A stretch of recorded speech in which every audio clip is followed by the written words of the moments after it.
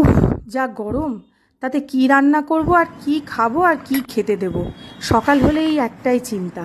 মারা যখন বলতো ছোটবেলা যে প্রত্যেক দিন কী রান্না হবে, এটা একটা বিশাল চিন্তা।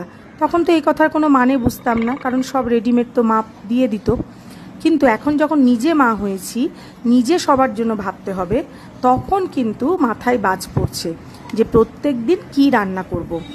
বিশেষ করে এই দুর্দান্ত গরমে। কারণ এই গরমের দিনে এমন কিছু রান্না করতে হবে যেটা হালকা পাতলা হবে, আবার শরীরের কোনো ক্ষতি করবে না, আবার স্বাস্থ্যসম্মতও হবে। সব দিকটা খেয়াল করে ভাবলাম কি করা যায়। শোল মাছ ছিল বাড়িতে, তো ভাবলাম আমশোল করি। এবার আমশোল কিন্তু বিভিন্নভাবে করা যায়। আজকে যেটা করছি সেটা একটা পদ্ধতি, আর অন্যদিক আমশোলে মানে শোল মাছের ঝাল টক, এটা কিন্তু আমার মাও খুব চমৎকার বানাতো। তো মায়ের থেকেই শিখেছি শোল মাছের ঝাল টকটা, সেটাও দুর্দান্ত হয় খেতে। কিন্তু আজ ওটাতে একটু মশলার পরিমাণ বেশি থাকে, কিন্তু আজকে কিন্তু একদমই মশলাবিহীন রান্না বলা যেতে পারে। যারা একটু টক প্রেমী, আর বিশেষ করে এই গরমে তো টকটা আমাদের শরীরের জন্য খুবই ভালো, তাই যারা একটু টক প্রেমী তারা কিন্তু আজকের এই রান্নাটা একটু দেখে নিতে পারেন। কাঁচা আম তো এখন বাজারে প্রায় শেষের দিকেই, তো যাই হোক, যেভাবেই হোক আমি জোগাড় করেছি রান্না করার জন্য।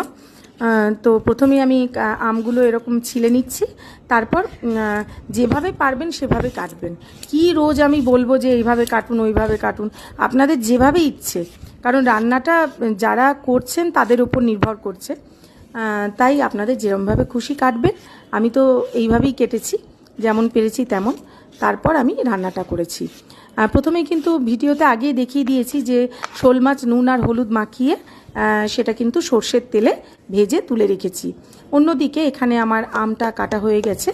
ছুরি দিয়ে কাটতে তো আমি ভীষণ সিদ্ধহস্ত, কিছুতেই কাটতে পারি না, তার উপর যদি ছুরি হয় ভোঁতা, তাহলে তো কথাই নেই। এখানে পাঁচফোড়নটা ড্রাই রোস্ট করছি।